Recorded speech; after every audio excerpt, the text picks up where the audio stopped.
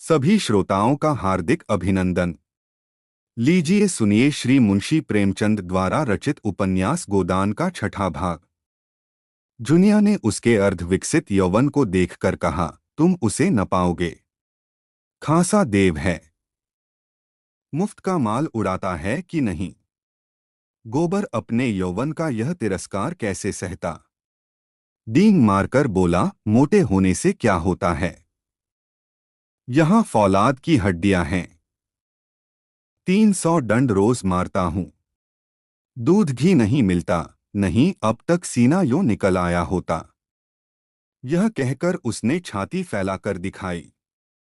जुनिया ने आश्वस्त आंखों से देखा। अच्छा, कभी दिखा दूंगी, लेकिन यहां तो सभी एक से हैं।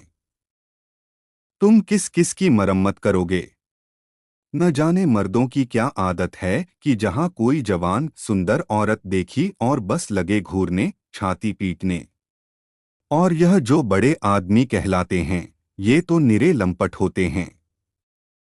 फिर मैं तो कोई सुंदरी नहीं हूं। गोबर ने आपत्ति की, तुम्हें देखकर तो यही जी चाहता है कि कलेजे में बिठा लें। जुनिया ने उसकी पीठ में हल्का सा घूंसा जमाया। लगे औरों की तरह तुम भी चापलूसी करने। मैं जैसी कुछ हूं वह मैं जानती हूं, मगर इन लोगों को तो जवान मिल जाए, घड़ी भर मन बहलाने को और क्या चाहिए। गुण तो आदमी उसमें देखता है जिसके साथ जन्म भर निबाह करना हो। सुनती भी हूं और देखती भी हूं। आजकल बड़े घरों की विचित्र लीला है। जिस महल्ले में मेरी ससुराल है, उसी में गपडू गपडू नाम के काश्मीरी रहते थे। बड़े भारी आदमी थे। उनके यहाँ 5 सेर दूध लगता था। उनकी 3 लड़कियां थीं। कोई 20-20, 25-25 की होंगी। एक से एक सुंदर। तीनों बड़े कॉलेज में पढ़ने जाती थीं। एक शायद कॉलेज में पढ़ाती भी थी। 300 का महीना पाती थी। सितार वह सब बजावें, हारमोनिया वह सब बजावें, नाचे वह, गावे वह, लेकिन ब्याह कोई न करती थी। राम जाने वह किसी मर्द को पसंद नहीं करती थी कि मर्द उन्हीं को पसंद नहीं करता था। एक बार मैंने बड़ी बीबी से पूछा तो हंसकर बोली, हम लोग यह रोग नहीं पालते। मगर भीतर ही भीतर खूब गुलछर्रे उड़ाती थीं। जब देखूं 2-4 लौंडे उनको घेरे हुए हैं। जो सबसे बड़ी थी वह तो कोट पतलून पहनकर घोड़े पर सवार होकर मर्दों के साथ सैर करने जाती थी। सारे शहर में उनकी लीला मशहूर थी। गपडू बाबू सिर नीचा किए जैसे मुंह में कालिक्सी लगाए रहते थे। लड़कियों को डांटते थे, समझाते थे, पर सबकी सब खुल्लम खुल्ला कहती थीं, तुमको हमारे बीच में बोलने का कुछ मजाल नहीं है। हम अपने मन की रानी हैं, जो हमारी इच्छा होगी वह हम करेंगे। बेचारा बाप जवान जवान लड़कियों से क्या बोले।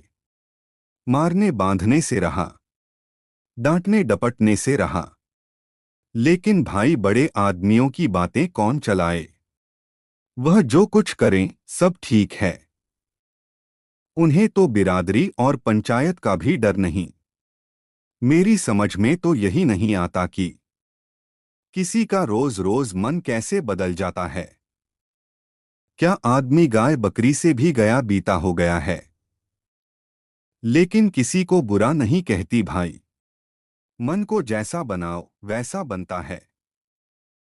ऐसों को भी देखती हूँ जिन्हें रोज रोज की दाल रोटी के बाद कभी कभी मुंह का स्वाद बदलने के लिए हलवा पूरी भी चाहिए। और ऐसों को भी देखती हूँ जिन्हें घर की रोटी दाल देखकर ज्वर आता है। कुछ बेचारियां ऐसी भी हैं जो अपनी रोटी दाल में ही मगन रहती हैं। हलवा पूरी से उन्हें कोई मतलब नहीं। मेरी दोनों भावजों ही को देखो। हमारे भाई काने कुबड़े नहीं हैं, 10 जवानों में एक जवान हैं। लेकिन भावजों को नहीं भाते। उन्हें तो वह चाहिए जो सोने की बालियां बनवाए, महीन साड़ियां लाए, रोज चाट खिलाए। बालियां और मिठाइयाँ मुझे भी कम अच्छी नहीं लगती। लेकिन जो कहो कि इसके लिए अपनी लाज बेचती फिरूं तो भगवान इससे बचाए। एक के साथ मोटा झोटा खा पहनकर उम्र काट देना, बस अपना तो यही राग है। बहुत करके तो मर्द ही औरतों को बिगाड़ते हैं।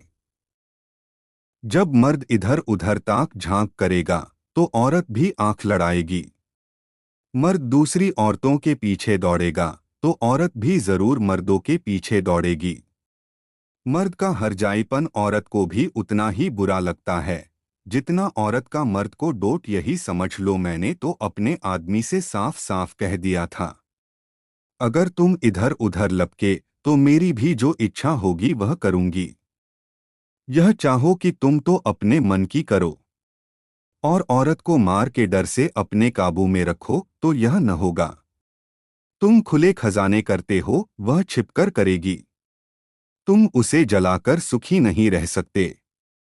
गोबर के लिए यह एक नई दुनिया की बातें थीं। तन्मय होकर सुन रहा था।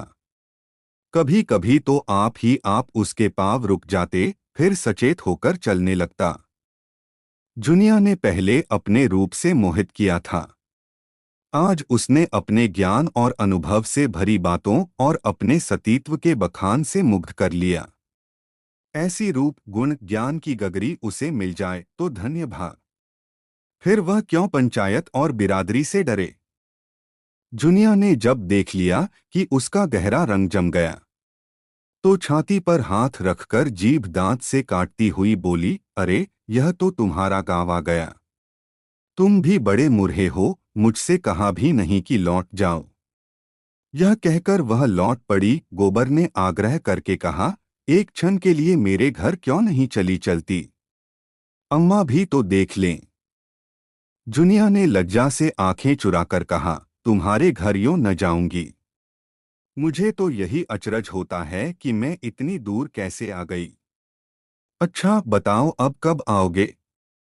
रात को मेरे द्वार पर अच्छी संगत होगी। चले आना, मैं अपने पिछवाड़े मिलूंगी। और जो न मिली तो लौट जाना। तो फिर मैं न आऊंगा। आना पड़ेगा। नहीं कहे देती हूं। तुम भी वचन दो कि मिलोगी। मैं वचन नहीं देती तो मैं भी नहीं आता। मेरी बला से। जुनिया अंगूठा दिखाकर चल दी। प्रथम मिलन में ही दोनों एक दूसरे पर अपना अपना अधिकार जमा चुके थे। जुनिया जानती थी वह आएगा, कैसे न आएगा। गोबर जानता था वह मिलेगी, कैसे न मिलेगी। गोबर जब अकेला गाय को हाँकता हुआ चला तो ऐसा लगता था मानो स्वर्ग से गिर पड़ा है। जेठ की उदास और गर्म संध्या समेरी की सड़कों और गलियों में पानी के छिड़काव से शीतल और प्रसन्न हो रही थी। मंडप के चारों तरफ फूलों और पौधों के गमले सजा दिए गए थे और बिजली के पंखे चल रहे थे। राय साहब अपने कारखाने में बिजली बनवा लेते थे। उनके सिपाही पीली वर्दियां डाले, नीले साफे बांधे, जनता पर रोब जमाते फिरते थे।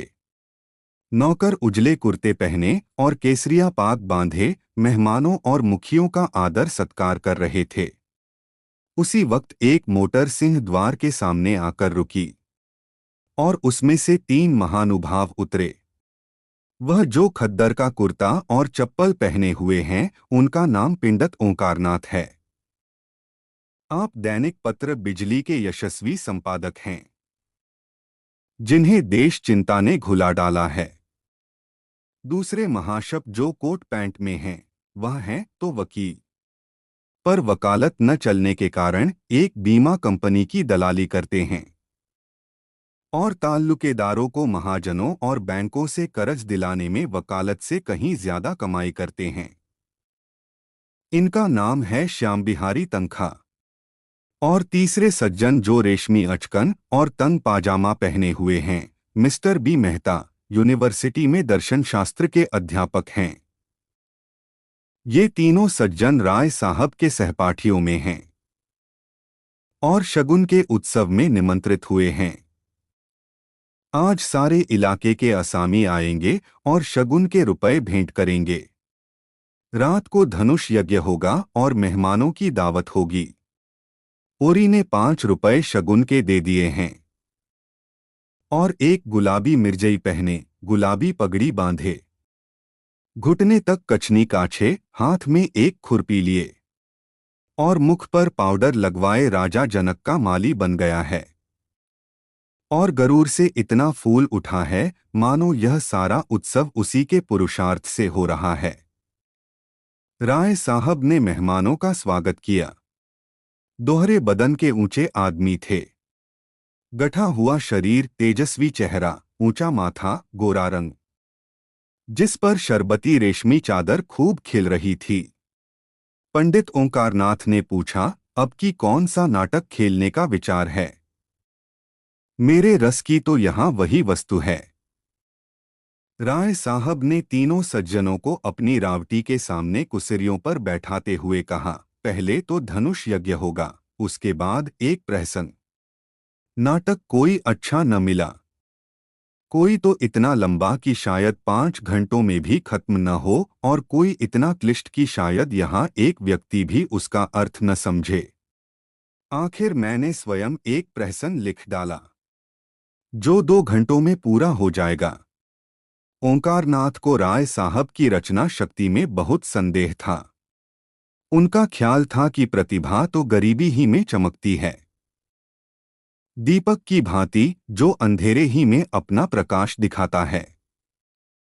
उपेक्षा के साथ, जिसे छिपाने की भी उन्होंने चेष्टा नहीं की, पंडित ओंकारनाथ ने मुंह फेर लिया।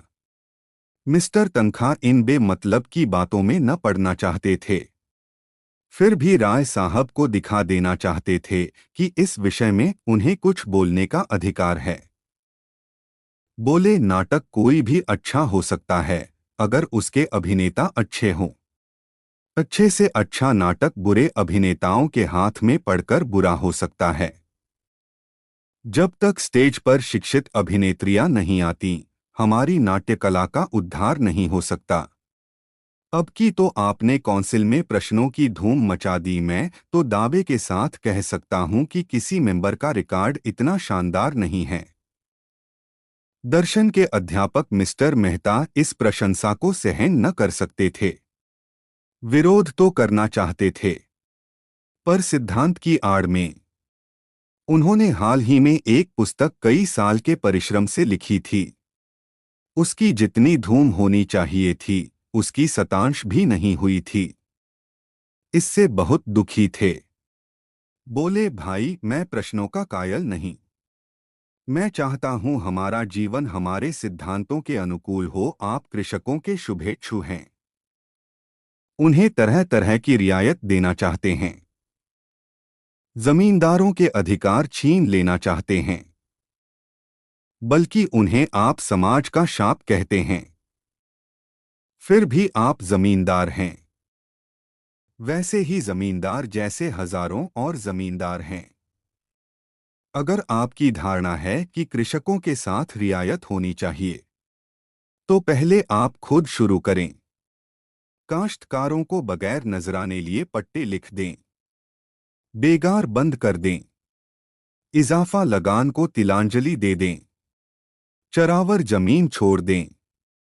मुझे उन लोगों से जरा भी हमदर्दी नहीं है जो बातें तो करते हैं कम्युनिस्टों की सी, मगर जीवन है रईसों का सा, उतना ही विलासमय, उतना ही स्वार्थ से भरा हुआ।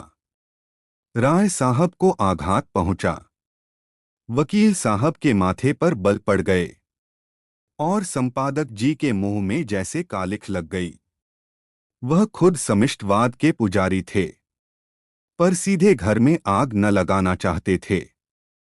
तनखा ने राय साहब की वकालत की। मैं समझता हूँ राय साहब का अपने असामियों के साथ जितना अच्छा व्यवहार है, अगर सभी जमींदार वैसे ही हो जाए तो यह प्रश्न ही न रहे।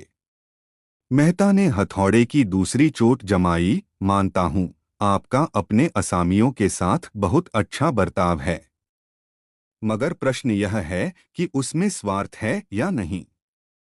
इसका एक कारण क्या यह नहीं हो सकता कि मध्यम आंच में भोजन स्वादिष्ट पकता है? गुड़ से मारने वाला जहर से मारने वाले की अपेक्षा कहीं सफल हो सकता है। मैं तो केवल इतना जानता हूं, हम या तो साम्यवादी हैं या नहीं हैं। हैं तो उसका व्यवहार करें, नहीं हैं तो बकना छोड़ दें। मैं नकली जिंदगी का विरोधी हूं। अगर मांस खाना अच्छा समझते हो तो खुलकर खाओ, बुरा समझते हो तो मत खाओ। यह तो मेरी समझ में आता है। लेकिन अच्छा समझना और छिपकर खाना, यह मेरी समझ में नहीं आता। मैं तो इसे कायरता भी कहता हूं और धूर्तता भी, जो वास्तव में एक हैं। राय साहब सभा चतुर आदमी थे। अपमान और आघात को धैर्य और उदारता से सहने का उन्हें अभ्यास था। कुछ असमंजस में पड़े हुए बोले, आपका विचार बिल्कुल ठीक है मेहता जी। आप जानते हैं मैं आपकी साफगोई का कितना आदर करता हूं। लेकिन आप यह भूल जाते हैं कि अन्य यात्राओं की भांति विचारों की यात्रा में भी पड़ाव होते हैं। और आप एक पड़ाव को छोड़कर दूसरे पड़ाव तक नहीं जा सकते। मानव जीवन का इतिहास इसका प्रत्यक्ष प्रमाण है।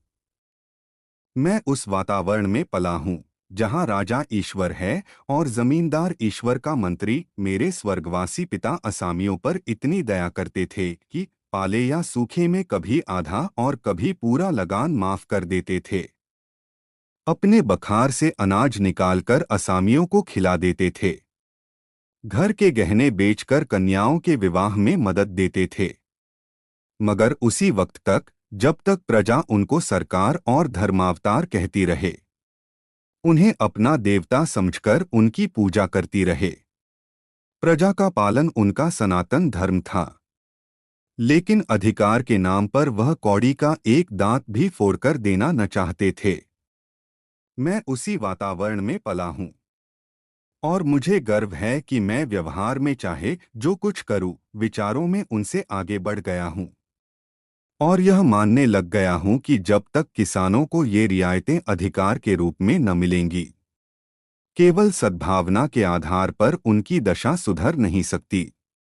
स्वेच्छा अगर अपना स्वार्थ छोड़ दे तो अपवाद है। मैं खुद सद्भावना करते हुए भी स्वार्थ नहीं छोड़ सकता और चाहता हूं कि हमारे वर्ग को शासन और नीति के बल से अपना स्वार्थ छोड़ने के लिए मजबूर कर दिया जाए। इसे आप कायरता कहेंगे, मैं इसे विवशता कहता हूं। मैं इसे स्वीकार करता हूं कि किसी को भी दूसरे के श्रम पर मोटे होने का अधिकार नहीं है। उपजीवी होना घोर लज्जा की बात है। कर्म करना प्राणी मात्र का धर्म है। समाज की ऐसी व्यवस्था जिसमें कुछ लोग मौज करें और अधिक लोग पीसें और खपे, कभी सुखद नहीं हो सकती। पूंजी और शिक्षा, जिसे मैं पूंजी ही का एक रूप समझता हूं, इनका किला जितनी जल्द टूट जाए उतना ही अच्छा है। जिन्हें पेट की रोटी मयस्सर नहीं, उनके अफसर और नियोजक 10-10, 5-5 हजार फटकारें। यह हास्यास्पद है और लज्जास्पद भी। इस व्यवस्था ने हम जमींदारों में कितनी विलासिता, कितना दुराचार, कितनी पराधीनता और कितनी निर्लज्जता भर दी है, यह मैं खूब जानता हूं। लेकिन मैं इन कारणों से इस व्यवस्था का विरोध नहीं करता। मेरा तो यह कहना है कि अपने स्वार्थ की दृष्टि से भी इसका अनुमोदन नहीं किया जा सकता। इस शान को निभाने के लिए हमें अपनी आत्मा की इतनी हत्या करनी पड़ती है कि हम में आत्माभिमान का नाम भी नहीं रहा। हम अपने असामियों को लूटने के लिए मजबूर हैं। अगर अफसरों को कीमती कीमती डालियां न दें तो बागी समझे जाएं। शान से न रहें तो कंजूस कहलाएं। प्रगति की जरा सी आहट पाते ही हम कांप उठते हैं और अफसरों के पास फरियाद लेकर दौड़ते हैं कि हमारी रक्षा कीजिए।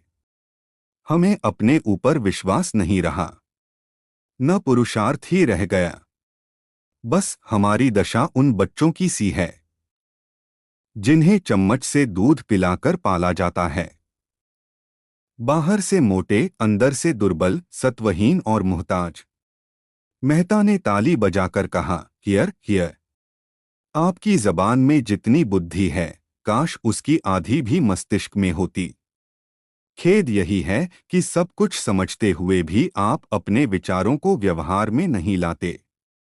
ओंकारनाथ बोले, अकेला चना भाड़ नहीं फोड़ सकता, मिस्टर मेहता। हमें समय के साथ चलना भी है और उसे अपने साथ चलाना भी। बुरे कामों में ही सहयोग की जरूरत नहीं होती, अच्छे कामों के लिए भी सहयोग उतना ही जरूरी है। आप ही क्यों 800 रुपए महीने हड़पते हैं, जब आपके करोड़ों भाई केवल 8 रुपए में अपना निर्वाह कर रहे हैं। राय साहब ने ऊपरी खेद लेकिन भीतरी संतोष से संपादक जी को देखा और बोले, व्यक्तिगत बातों पर आलोचना न कीजिए संपादक जी, हम यहाँ समाज की व्यवस्था पर विचार कर रहे हैं। मिस्टर मेहता उसी ठंडे मन से बोले, नहीं नहीं, मैं इसे बुरा नहीं समझता। समाज व्यक्ति ही से बनता है और व्यक्ति को भूलकर हम किसी व्यवस्था पर विचार नहीं कर सकते। मैं इसलिए इतना वेतन लेता हूं कि मेरा इस व्यवस्था पर विश्वास नहीं है। संपादक जी को अचंभा हुआ, अच्छा, तो आप वर्तमान व्यवस्था के समर्थक हैं? मैं इस सिद्धांत का समर्थक हूं कि संसार में छोटे बड़े हमेशा रहेंगे और उन्हें हमेशा रहना चाहिए। इसे मिटाने की चेष्टा करना मानव जाति के सर्वनाश का कारण होगा। कुश्ती का जोर बदल गया। राय साहब किनारे खड़े हो गए। संपादक जी मैदान में उतरे, आप इस 20वीं शताब्दी में भी ऊंच नीच का भेद मानते हैं? जी हाँ, मानता हूं और बड़े जोरों से मानता हूं।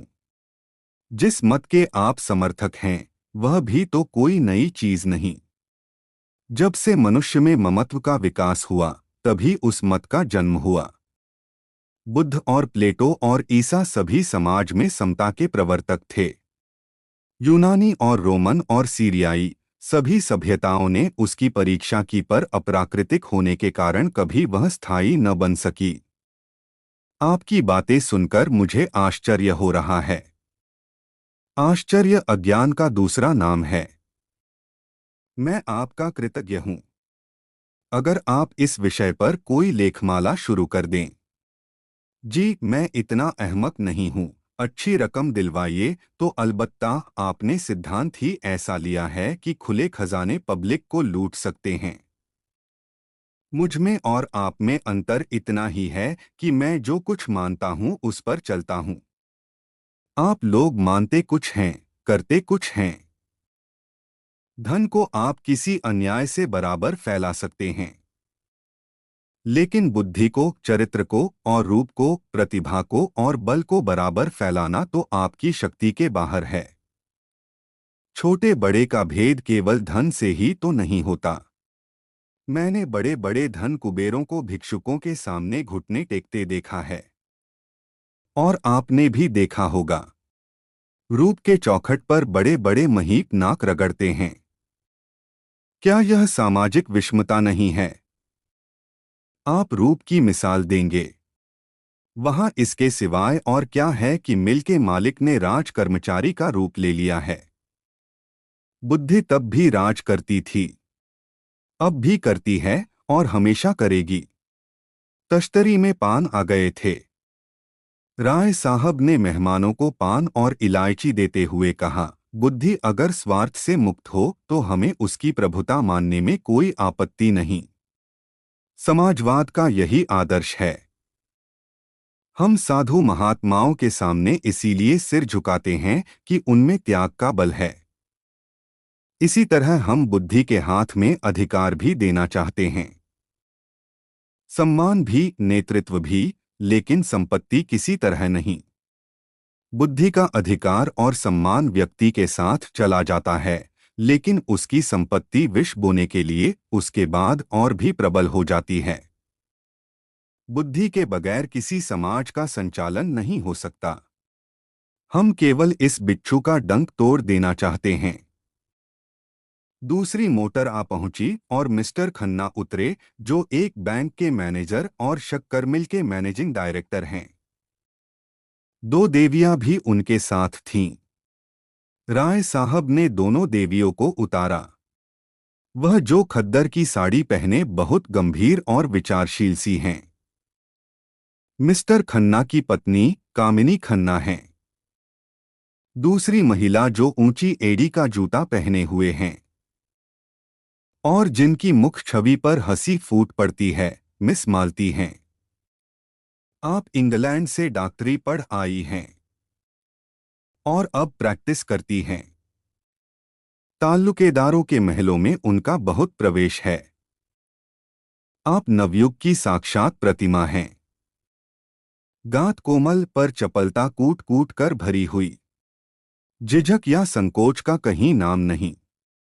मेकअप में प्रवीण, बला की हाजिर जवाब, पुरुष मनोविज्ञान की अच्छी जानकार, आमोद प्रमोद को जीवन का तत्व समझने वाली, लुभाने और रिझाने की कला में निपुण। जहां आत्मा का स्थान है वहां प्रदर्शन, जहां हृदय का स्थान है वहां हाव भाव। मनोद्गारों पर कठोर निग्रह, जिसमें इच्छा या अभिलाषा का लोप सा हो गया। आपने मिस्टर मेहता से हाथ मिलाते हुए कहा, सच कहती हूं, आप सूरत से ही फिलासफर मालूम होते हैं। इस नई रचना में तो आपने आत्मवादियों को उधेड़कर रख दिया। पढ़ते पढ़ते कई बार मेरे जी में ऐसा आया कि आपसे लड़ जाऊं। फिलासफरों में सहृदयता क्यों गायब हो जाती है? मेहता झेंप गए। बिना ब्याहे थे और नवयुग की रमणियों से पनाह मांगते थे। पुरुषों की मंडली में खूब चहकते थे। मगर ज्यों ही कोई महिला आई और आपकी जबान बंद हुई, जैसे बुद्धि पर ताला लग जाता था। स्त्रियों से शिष्ट व्यवहार तक करने की सुधि न रहती थी।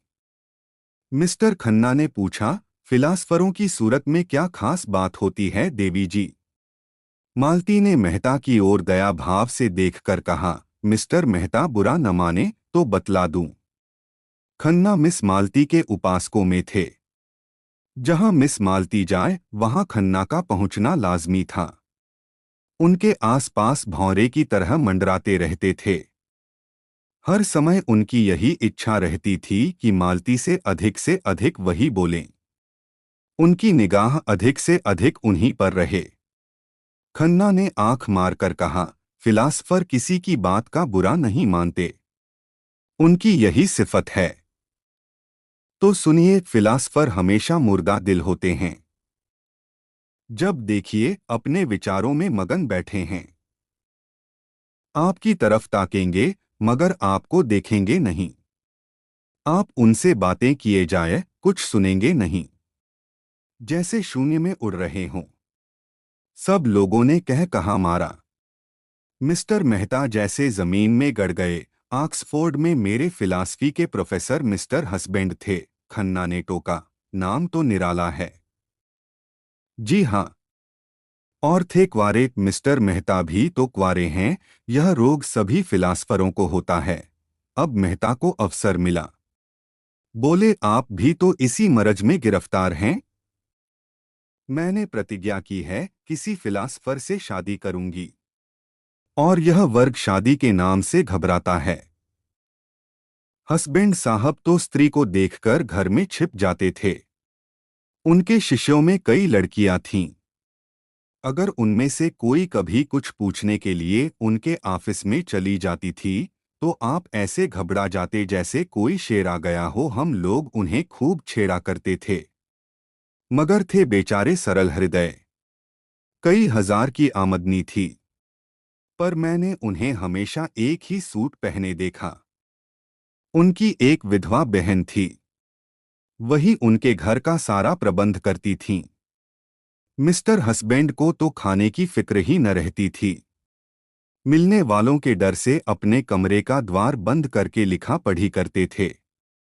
भोजन का समय आ जाता तो उनकी बहन आहिस्ता से भीतर के द्वार से उनके पास जाकर किताब बंद कर देती थीं। तब उन्हें मालूम होता कि खाने का समय हो गया। रात को भी भोजन का समय बंधा हुआ था। उनकी बहन कमरे की बत्ती बुझा दिया करती थीं।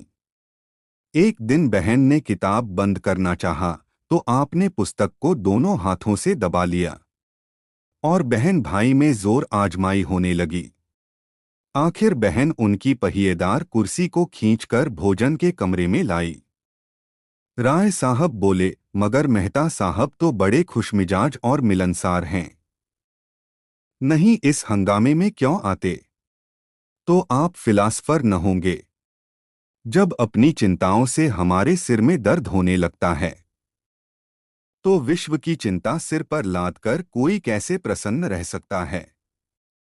उधर संपादक जी श्रीमती खन्ना से अपनी आर्थिक कठिनाइयों की कथा कह रहे थे। बस यूं समझिए श्रीमती जी कि संपादक का जीवन एक दीर्घ विलाप है, जिसे सुनकर लोग दया करने के बदले कानों पर हाथ रख लेते हैं। बेचारा न अपना उपकार कर सके न औरों का। पब्लिक उससे आशा तो यह रखती है कि हर एक आंदोलन में वह सबसे आगे रहे, जेल जाए, मार खाए, घर के माल असबाब की कुर्की कराए। यह उसका धर्म समझा जाता है। लेकिन उसकी कठिनाइयों की ओर किसी का ध्यान नहीं हो तो वह सब कुछ। उसे हर एक विद्या, हर एक कला में पारंगत होना चाहिए, लेकिन उसे जीवित रहने का अधिकार नहीं। आप तो आजकल कुछ लिखती ही नहीं। आपकी सेवा करने का जो थोड़ा सा सौभाग्य मुझे मिल सकता है, उससे क्यों मुझे वंचित रखती हैं? मिसेस खन्ना को कविता लिखने का शौक था। इस नाते से संपादक जी कभी कभी उनसे मिल आया करते थे, लेकिन घर के काम धंधों में व्यस्त रहने के कारण इधर बहुत दिनों से कुछ लिख नहीं सकी थी।